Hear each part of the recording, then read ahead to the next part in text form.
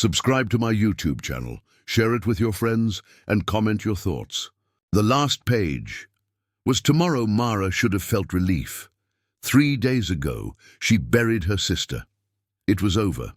The cancer had taken its course, slow, cruel, and brutal. But Ilara was finally at peace. At least, that's what the priest had said while dirt was being shoveled onto the coffin. But peace doesn't scratch behind closet doors. That sound, a slow, steady drag of fingernails, echoed through the hallway. It froze Mara in place. The house was still, too still.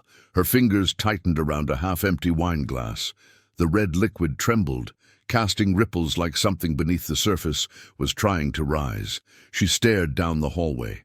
Her feet were bare, planted on the cold wooden floor. She didn't want to move, didn't want to breathe, but the scratching continued. Scratch, pause, scratch, pause. Exactly like Ilara used to do when they were kids, hiding together in closets during storms.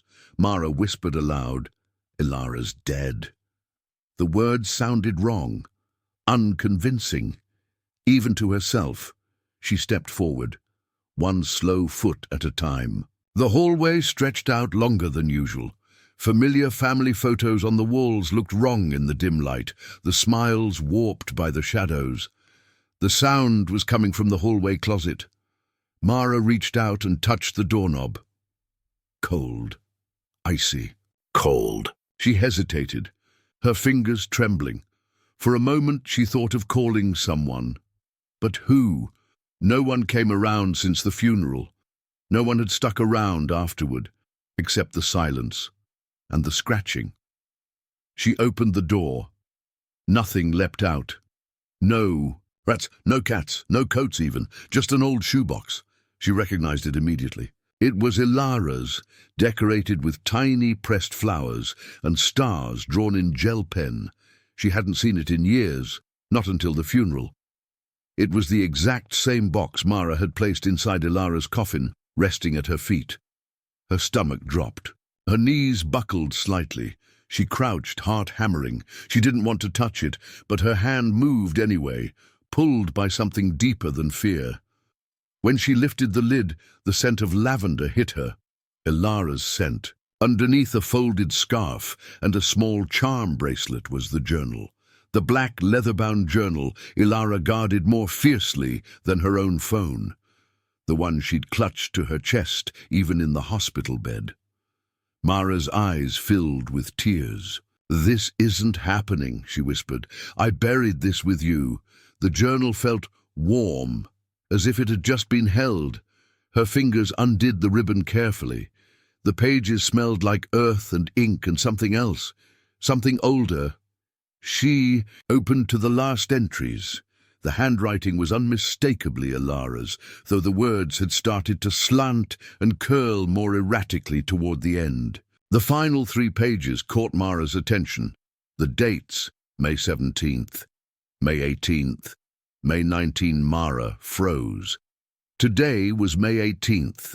The last entry, May 19th, 11:34 p.m., hadn't happened yet. And yet, it was written, neatly dated at the top of the blank page. A faint sentence stood out in barely there ink, like a whisper scrawled in fear. "Don't let him in." Suddenly the air around her felt tighter, harder to breathe. The wine glass still sat behind her on the table, casting a thin red reflection on the wall. She flipped back through earlier pages. Most were harmless. Poems, song lyrics, ramblings. But then came drawings.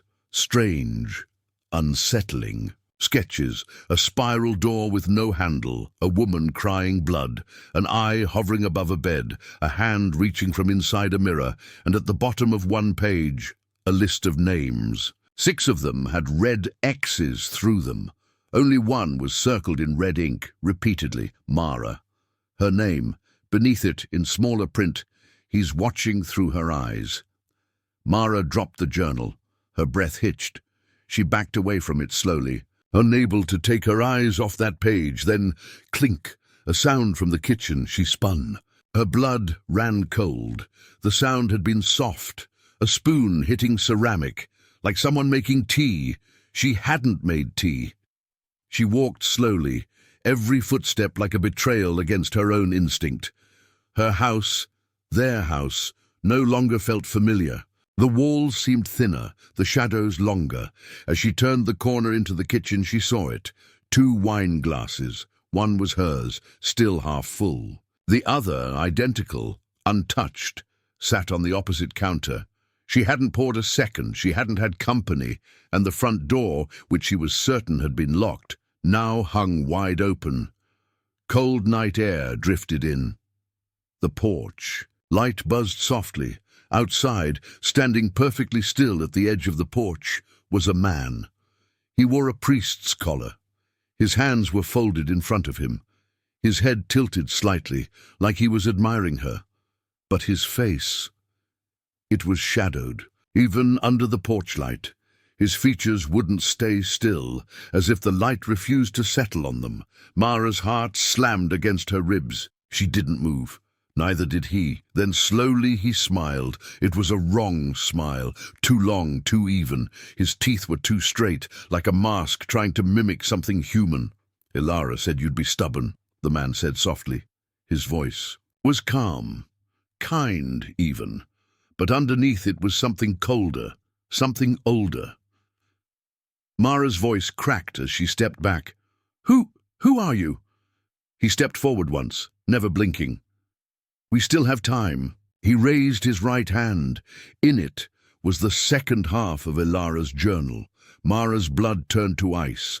The book was ripped clean down the spine, the second half missing from the one she held inside. The man held it like an offering. "You shouldn't have opened it," he said gently. "But I suppose you always needed to know everything, didn't you?" Mara took a step back, breath shallow. Her foot struck something soft. She looked down. The shoebox. It was empty. The charm bracelet was gone. The scarf. Missing. Just one thing left inside now. A single photo. It showed her and Ilara as children, but between them stood the priest. Same collar, same folded hands. Only now. His face was clear, and Mara recognized it. It was the same man who'd presided over Ilara's funeral 3 days ago, but he hadn't been in any of the funeral home's staff photos. She had looked, she had asked. So then who, or what, had they let in that day? The man who wasn't in the obituary. Mara slammed the door shut, bolted it, chained it, then pushed the heavy cabinet in front of it. Her breath came in short, fast gasps. Her fingers wouldn't stop shaking. She stood frozen, staring at the door, as if it might speak.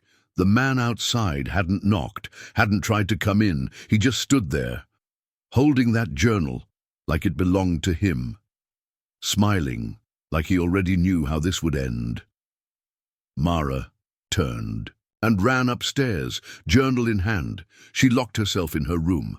Only when her back hit the wall did she realize she was crying. It wasn't just fear. It was betrayal. She trusted Ilara. Even through the pain and hospital visits and the endless morphine, Mara believed her sister would never leave her with this, whatever this was. And yet the journal's warning echoed louder now. Don't let him in. She wiped her face and laid the journal on her bed, opening it again, searching for anything she missed. Most of the entries before May were just scribbles, frustrated thoughts, repeating nightmares. But in the March pages a change started. Ilara had written March 12th. The priest came again, only no one else saw him. I told the nurse, but she looked right through me. He knows my name. He says things I haven't told anyone. I don't think he's real, but he brings me things I've lost, even memories. Is that possible? Mara's breath caught. She flipped to the next page. March 13th. He showed me a door today. Not physically, not like a real one, but in my dreams. A dark hallway. No handles, no lights. Just a door. He said I'd get to choose. He said I'd understand when the time came. Then he asked me about you, Mara. I don't know how he knows about the lake. Mara's hands stiffened. The lake. They hadn't spoken about that in over 15 years. They were teenagers. Summer trip with their parents. Ilara nearly drowned. Not by accident. Mara had pulled her under just for a second. A cruel game. 1 second of jealousy. She hadn't even meant it. But Ilara remembered. She always remembered. No, Mara whispered. She wouldn't.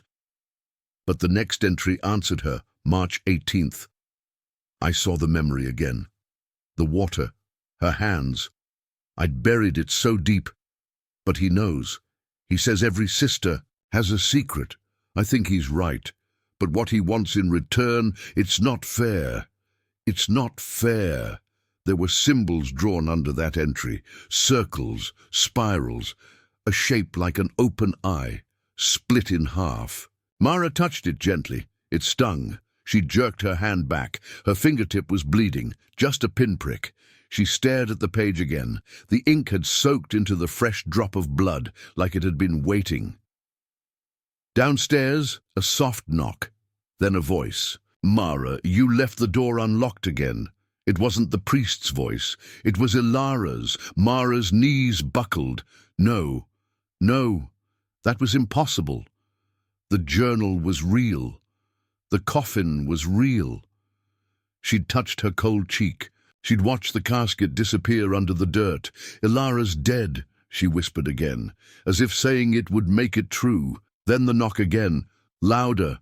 I'm cold, Mara. Let me in. Mara grabbed her phone. She needed to call someone, anyone. She opened her contacts, scrolled past names she hadn't seen since high school. Her thumb hovered over Zach, Ilara's ex. The only person who hadn't come to the funeral. They'd broken up 6 months before Ilara died. A bad breakup, but he'd loved her once. Maybe he knew something. She tapped the screen. It rang twice before someone answered. Mara, his voice, sounded groggy, like he'd been crying. Zach, she breathed. It's me. Do you remember the journal? There was a pause. Then, Jesus, yeah, she never let me read it. She burned pages from it once. Said they were dangerous. I thought it was just her meds messing with her. She wrote about a priest, Zach, Mara said. He's here. He was at the funeral. And now he's outside. And Ilara's voice, get out of the house. What? Now, Mara. Get out. Get in your car. I don't care where you go. Just don't stay in that house. Why? Because that priest, Zach's voice dropped. He came to see me too, 3 weeks ago. I thought it was a dream, but after that, my cat died. Then my friend Lauren went missing. The last text I got from Ilara before she died, it just said, don't talk to the man with the black collar. A loud slam echoed from downstairs, then footsteps inside the house. Mara's blood turned to ice. Zach, she whispered. He's inside. The line went dead. Mara moved, fast. She grabbed the journal, shoved it into her backpack, and yanked open the bedroom window. It was a 2-story drop, but the porch roof was close enough. She climbed out, her knees wobbling as she lowered herself onto the ledge. Wind whipped her hair across her face. The night was thick, suffocating. No sounds, no cars, even the crickets had gone silent. She dropped to the grass below, her ankle twisted, pain shooting up her leg. But she didn't stop. She ran, limped toward her car, parked just down the street. Behind her, the front door creaked open. The porch light flickered once, then died. She reached the car, slammed the door, locked it, fumbled with the keys. Her fingers slipped. Inside the house, a light turned on. Her bedroom. The silhouette of the priest stood at the window, watching. Mara turned the key. The engine sputtered, then stalled.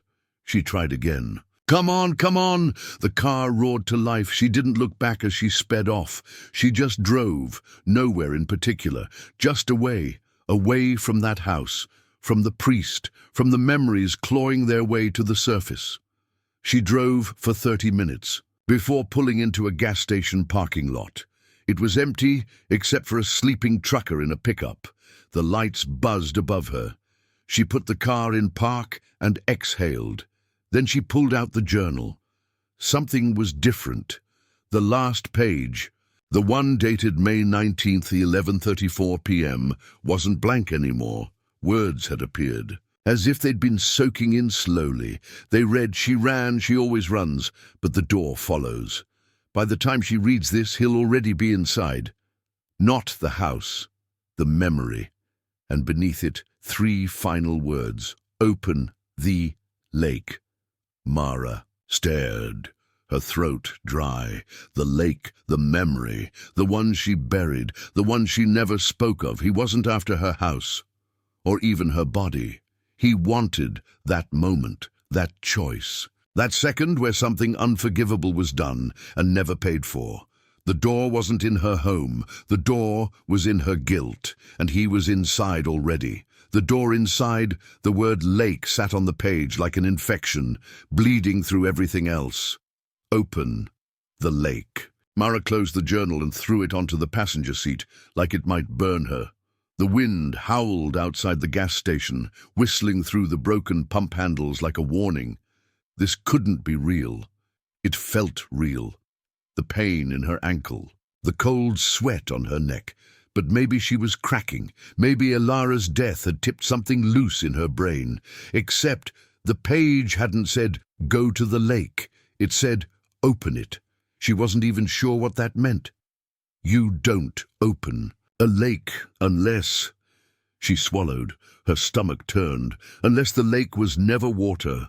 It was a door, a sealed place in her memory. Something she buried, and now it wanted out. She looked up.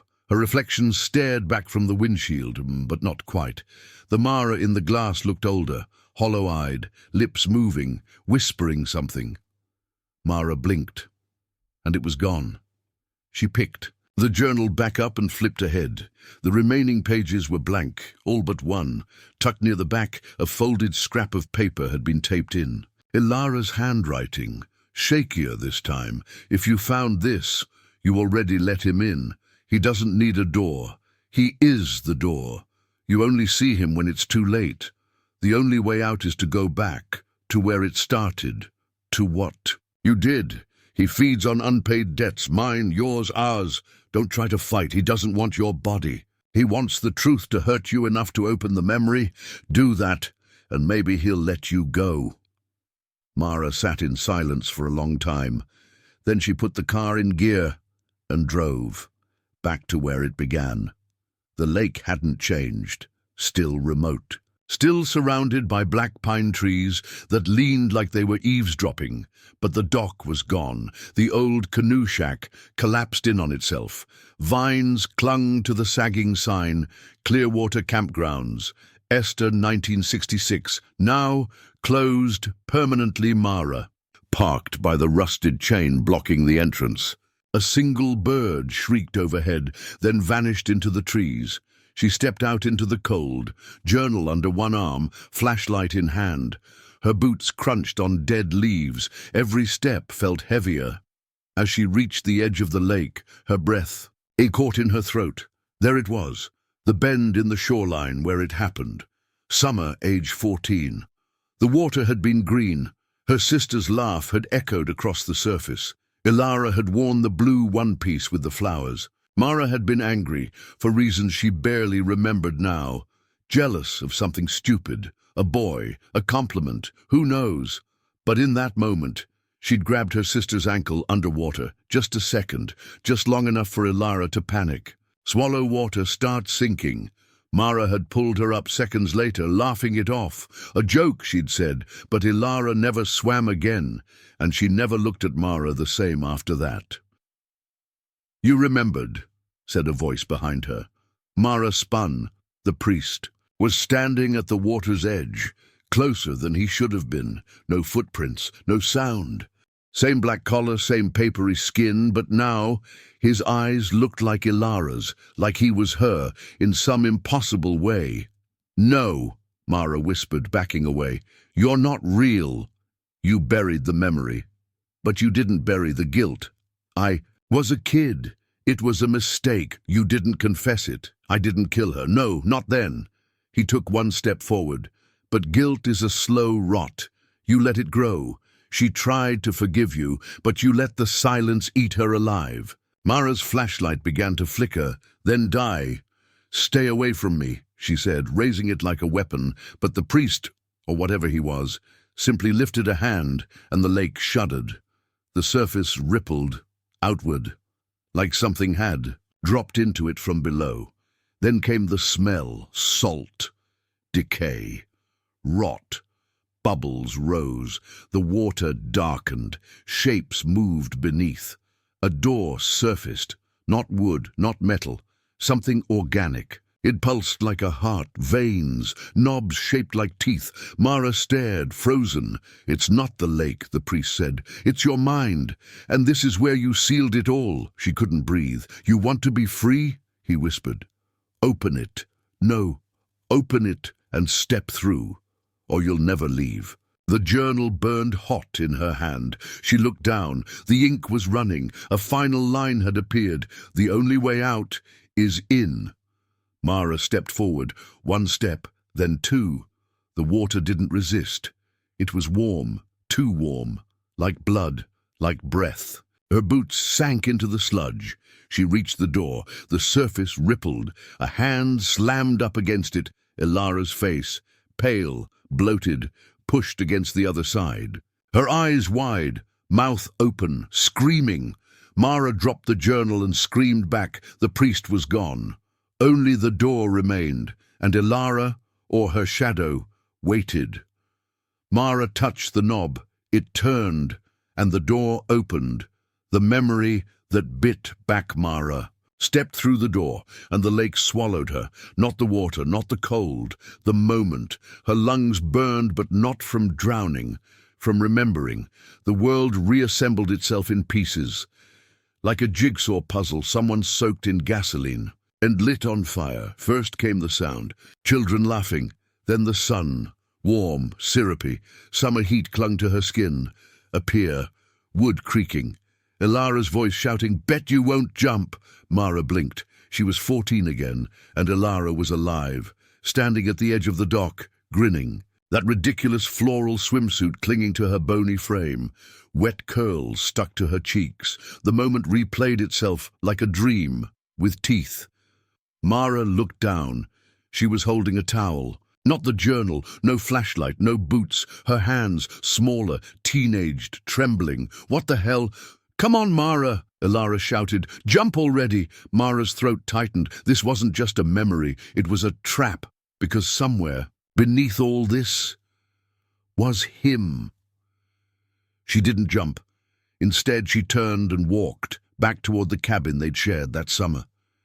Past the trail where they'd seen the fox carcass. Toward the fire pit, where Ilara had told her ghost stories that didn't feel like stories at all. But the path was wrong. The trees leaned in. Whispers threaded through the leaves. You left her. You held her down. You laughed when she screamed. Mara shook her head. "No, no, I pulled her up. She didn't even get hurt." But she had. Not her lungs, not her body, her trust. And now Mara was walking straight into the wound she had never closed. The cabin was too perfect, exactly how she remembered it, right down to the broken screen door and the poster of the Lost Boys taped to the wall. But the silence inside pressed on her chest like a hand. She stepped inside, and the door slammed shut behind her. The air grew thick. Dust motes froze mid-air. The window glass pulsed like lungs breathing in reverse. On the bed, Ilara's journal, not the one Mara found after the funeral. A younger version. Glitter pen, stickers, teenage rage and heartbreak pressed into pages that trembled with something darker. She opened it, and something cold bit her wrist. Not teeth, not claws. Memory, pain flared, her vision blurred. The journal screamed, not Ilara's. Voice, his. "You opened the lake. Now open yourself." The bed cracked down the center. Hands reached from beneath. Dozens of them, pale, child-sized, grabbing. Mara backed away, but the room twisted. The poster peeled from the wall, revealing not drywall but skin. Something pulsing, veined, human. The windows filled with water. And then Ilara walked in. But not alive Ilara. This one was bloated, her lips blue, her eyes clouded like river stones. She didn't walk, she floated, hair drifting like she was still underwater. "You left me," she said softly. "I came back," Mara whispered. "You buried me. Not in the ground, in your mind. You sealed me behind that door. I didn't know. I screamed every night. You just turned the page." Ilara opened her mouth and lake water poured out. Gallons, frothing, screaming. The cabin filled. Mara clawed for air. Then darkness. When Mara came to, she was lying in the canoe, floating.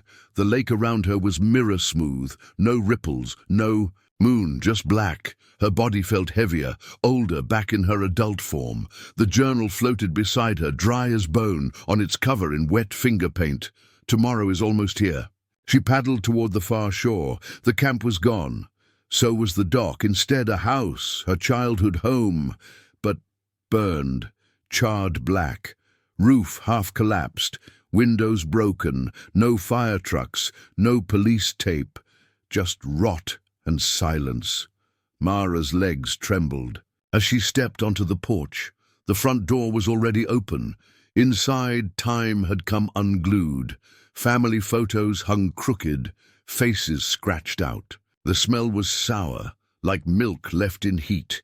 She walked down the hall toward Ilara's room. The door was nailed shut, scrawled across it, in red. She won't stay quiet anymore. Mara backed away, and the hallway grew, stretched like rubber. The walls breathed. Paint peeled in long strips that whispered as they curled. Then came the footsteps. Behind her, slow, wet drip, step. She turned. The priest again, his collar gone, skin slick with lake water, eyes now black holes that wept ink. He held something in his hands, a photograph, Mara and Ilara, both children. But Mara had been torn out, her side shredded, as if the photo couldn't bear to show her face. He handed it to her. "You don't deserve to be remembered," he said. "I tried to fix it. You tried to forget." The walls cracked open. Behind them, more doors, hundreds, each one marked with a memory. Her mother crying over a test result. Her father punching the wall after Ilara's overdose. The fight they had when Ilara said, "I wish you'd let me drown." That day, Mara turned, trembling. "What do you want from me?" she screamed. The priest's face split open. Not blood, pages, screaming, writing themselves mid-air, each one a version of her guilt, her denial, her sin. And then a final voice. Not Ilara, not the priest, him. You remember now. "So now you pay." The house collapsed. Mara fell into blackness, not sleep, not death, memory, but not hers. She woke up in a hospital room, sterile, white, familiar. Machines beeped, an IV in her arm. A nurse stepped in, startled. "You're awake. I'll call the doctor." "No," Mara croaked. "Where am I?" The nurse blinked. You've been in a coma for 3 days. You were found near Clearwater Lake. You had the journal clutched to your chest." Mara sat up, dizzy. "Ilara?" The nurse's face twisted. "I'm sorry, she died. Weeks ago. We found her journal, but what? She never wrote in it. It was blank." Mara turned. The journal was on the side table. She picked it up. Blank. All of it. Except the last page. "Tomorrow never comes. But the debt does." Her IV bag froze solid. The lights flickered. A shadow stepped into the room, wearing Ilara's face, but smiling like him. Part 5. What was buried? The nurse was gone. Mara sat alone in the hospital bed, staring at the final page of the journal. "Tomorrow never comes, but the debt does." She turned it over in her hands. Still blank, still dry, no ink, no blood, and yet her fingers stung where they touched it. Tiny pinpricks, as if the paper were drinking from her. From the hallway came the sound of humming. A child's voice, familiar, off-key, sweet in the wrong. Way Ilara's lullaby, the one she sang when she was scared. Mara threw the covers back. Her legs felt like stone, but she stood, pulled the IV out. No pain, no blood. The hospital looked wrong, too quiet, too clean. No nurses, no alarms, no intercom hum. She stepped into the hallway, and the humming stopped. The corridor stretched endlessly, in both directions. All the lights flickered in rhythm like a slow heartbeat. Mara walked left, drawn by something behind her ribs, a pressure like memory trying to claw out. She passed a row of patient rooms. Each one contained a version of herself. One Mara was 6 years old, curled in the corner of a classroom while teachers whispered. Another was 16, sobbing in a hospital bathroom, the pregnancy test in her hand glowing red like an alarm. Each Mara looked up when she passed. Each Mara whispered the same thing. You let him in. She finally stopped at room 313. The plaque was missing. She opened it. The room inside was impossible. Not a hospital room at all, but a basement. Cinder blocks, mold. A single chair bolted to the floor, shackles, scratches on the walls, and in the middle, sitting backwards on the chair, him, she. Couldn't see his face, only the back of his head, greasy black hair, thin neck, a long coat stained with something dark and dried. The smell hit her first, not just rot, old fear. She stepped in. The door slammed shut behind her. Hello, Mara. His voice was gentle, like a therapist or a priest. I didn't say your name, she said. You didn't have to. You wrote it enough times. He tapped the journal. It lay open in his lap, filled now, page after page. Every sin, every scream, every night she tried to forget. You're not real, she whispered. He stood, slowly, turning, no eyes, just holes. His face was her father's, but melted, empty. His mouth stitched closed and still speaking. You wrote me into being. The moment you buried the truth, I was born. She backed up. I was a child, she shouted. No, you were a witness, and you let it happen. Suddenly, the room shifted. The walls peeled back like paper, and they were no longer in a basement, but the old family cabin again. And Ilara was there, not dead, not a ghost, but 7 years old. Wearing a green jumper, standing barefoot in the hallway, crying. Don't make me go in there, she said. Please, Mara. Mara remembered this. Their uncle had been drinking. He'd told Ilara to get his cigarettes from the shed. That night, Ilara came back shaking, said he touched her wrist, tried to kiss her cheek, told her she was his little girl now. Mara told her not to lie, not to make trouble. She even told their mother Ilara was probably being dramatic. Ilara stopped speaking. For 3 weeks, and Mara never asked why. I didn't know, Mara said. I didn't know it was real. The creature stepped between them. You knew enough to be afraid. His stitched mouth split wide. Fear is an invitation.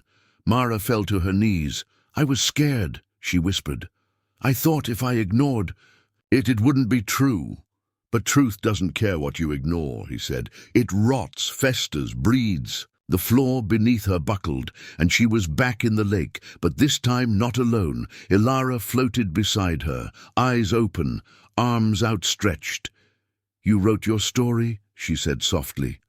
Now write mine. Mara surfaced, gasping, in the hospital. Room. The journal was in her lap, every page covered in writing, not hers, Ilara's, a story of pain, silence, warnings Mara hadn't seen, things she'd forgotten, or forced herself to. One page stood out. He told me if I told anyone, he'd come for Mara instead. I kept quiet. I didn't want her to have my dreams. I didn't want her to see him in the dark. But now, he's inside her too. Mara felt cold spread through her chest. This wasn't about guilt anymore. This was about possession. She ran down the hallway, out of the hospital, but the streets weren't real anymore. Street lamps blinked in Morse code. The clouds above were. Paper-thin and burning from behind, reality peeled. The world had become a story, one she had refused to finish. Mara followed the road to the old cabin. It stood waiting. Real this time. Not a memory, half-burned, blackened. The door hung crooked inside, ash, but beneath the floorboards something pulsed. She pried them open with her bare hands. A box, inside it, a tape recorder, a ring, and a folded piece of paper. She pressed play. Ilara's voice, cracking, frightened. "If you're hearing this, it means he's inside you now. The only way to get him out is to speak it all of it. Not just what he did to me, what you did by staying silent." Mara unfolded the paper. It was a confession, not Ilara's, her own. Written years ago, torn, burned, hidden. "I saw it. I lied about it. Because I wanted a normal life, because I didn't want to be broken like her, because I thought she was weaker." Mara wept, and for the first time in years, Ilara appeared in the doorway, whole, sad, beautiful. "I'm tired," she said softly. "Let me rest." Mara nodded. She held the journal in her hands and she spoke everything, all of it. As the sun rose, the cabin burned, not with fire, but light. The journal turned to ash in her hands, and Ilara faded, smiling. But just before she vanished, she said, "Don't go home yet, he's not done." Mara turned, and the priest stood in the trees, but now he wore her face. The last page was dated tomorrow. The face looking back at Mara wore her smile, but it wasn't her. Its skin hung too loose, like it had borrowed a body and didn't know how to wear it. The eyes blinked wrong. A heartbeat, too. Late, like a puppet learning how to be alive, and it was humming. Ilara's lullaby, the same one from the hospital. "I finished it," Mara said, voice trembling. "I burned the journal. She's free now." The thing tilted its head. "No," it whispered. "You spoke the story, but you didn't end it." Lightning cracked across the sky, but there was no thunder, only Ilara's voice, soft and disembodied. "He's not done. He was never just mine." Mara turned and ran. Branches clawed at her. Shadows moved like predators just beyond sight. Every step toward the road felt like she was sinking into the earth. She reached her car, breathless, shaking. The journal was on the passenger seat, still whole, still full, the last page blank, except for a single date. Tomorrow. She drove without a destination. Just away. Every town looked the same. Gas stations with no attendants, roads that curled back on themselves, billboards that said, "A memory is just a lie you've agreed to keep." Eventually she stopped. An old motel. Neon, half dead. Vacancy. Sign flickering like Morse code for help. Room 9. She locked the door, pushed a chair under the knob, turned on the bathroom light and stared at herself. Same face, but her reflection. Didn't blink. She didn't sleep. When the sun rose, she checked her phone. The date on the screen, the same as the journal page. Tomorrow had arrived. She opened the journal. The final page was filling itself in. Line by line, written in a neat, childlike hand. Mara will wake up in room 9. She will hear knocking. She will not answer, but he will come in anyway. Knock, knock. Her breath stopped. Another line appeared. She will try to burn the book, but it will scream. She grabbed the lighter from her bag, flicked it, held it to the corner of the page. The flame touched it, and the journal screamed, a deep human scream, like someone buried alive and burning. She dropped it. It didn't burn, but the table it lay on began to melt, not from fire, but from rot. Black mold bloomed instantly. The wood cracked. The air smelled like a tomb. The final line appeared. She must end it the same way it began. Mara closed the book, and she remembered. It wasn't the funeral that started this. It was the first lie, not the one to Ilara, the one to herself. She packed the journal and drove, not away back, to the one place she never wanted to return, their childhood home. It was still standing, boarded windows, rusted mailbox. Grass long dead. She broke in through the back door. Every room stank of mildew and forgotten things. In the living room, the fireplace held a cold pile of ash. Above it, the family portrait, crooked, water-damaged. Everyone smiling, even him, Uncle. Cal, Her mother's brother? The one who raised them after the accident? The one who said, "Family protects family"? The one who was buried without a single accusation? Mara moved room by room until she reached the attic. The door was locked. Always. Had been, but now it was open. Inside was a shrine. Photos, toys, ribbons, hair, and in the center a dollhouse replica of the family home, perfectly built, but the top floor was charred. Inside the attic of the dollhouse was a tiny journal, its pages blank. Until she touched them, then came the words, written in Ilara's hand. "This is where he took me. Where he made me write down what I saw. Where he said if I ever spoke, he'd write you into the story." Mara collapsed.